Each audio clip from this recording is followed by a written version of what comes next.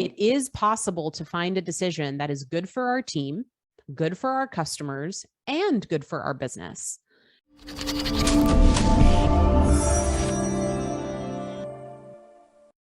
One of my formulas, if you will, is sort of people success is customer success is company success. And so expressing that formula and our values and sort of saying as we make decisions, we want to put our people first, our customers, and then our business sort of is sort of the third and final consideration. What's interesting though is, and so just like you said, reinforcing the values and providing a framework for decision making is the right way to do it.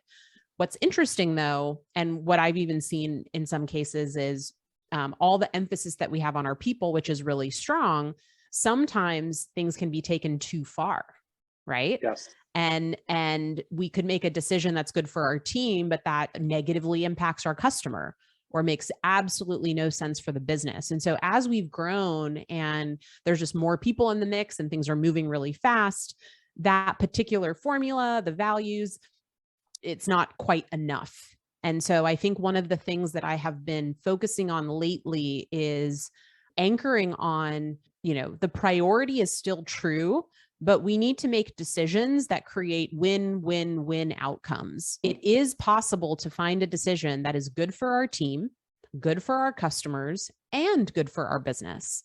Now, there might be some trade-offs in that final decision, right? So it might not be perfect for our people or perfect for our customers, but it's not that one is better than the other. It's that you need to have your priorities straight, but that you have to recognize that there are inherent trade-offs with all decisions.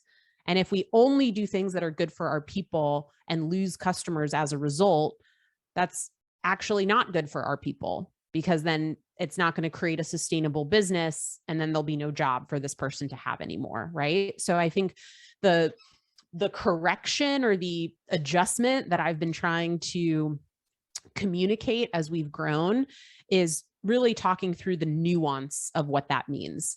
It doesn't mean make a decision that is 100% in the best interest of the person without any consideration of the downstream impact to our customer and our business, right? And so I think that's really the space that I've been playing in now. And it's interesting because sometimes those can be difficult conversations. I thought we put our people first. We do, but we're also building a business and we need to consider what our customers want. Just like anything related to people, it's just not that simple, right? There are nuances and that there are layers. And so I've been spending a lot more time tackling decisions or complicated situations with trying to paint the picture of how considering all of those angles are really important. I still don't mean that we should make a decision that's good for the business that's going to mess up, negatively impact our people. We don't want to go to either extreme. But I think that's been the most interesting observation from my side is learning how to temper the message so that people don't play in the extremes and that they kind of have a balanced view and they look to find that win-win-win solution. It's always there, but it's usually the hardest solution to figure out and get to. Many masters for sure. It is interesting because once you have the vision and the values and the rocket ship starts to take off, there's typically some type of tension that happens. Most companies are started by some type of technical founder that says, hey, I think we can do this better. Doesn't necessarily mean they're the great business operator. And so that leads to being super agile and making decisions like, we're sales led, so we can do anything.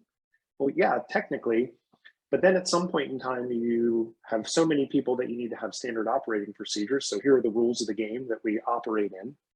And so I think you're thinking about people and then customer and then company is a great one.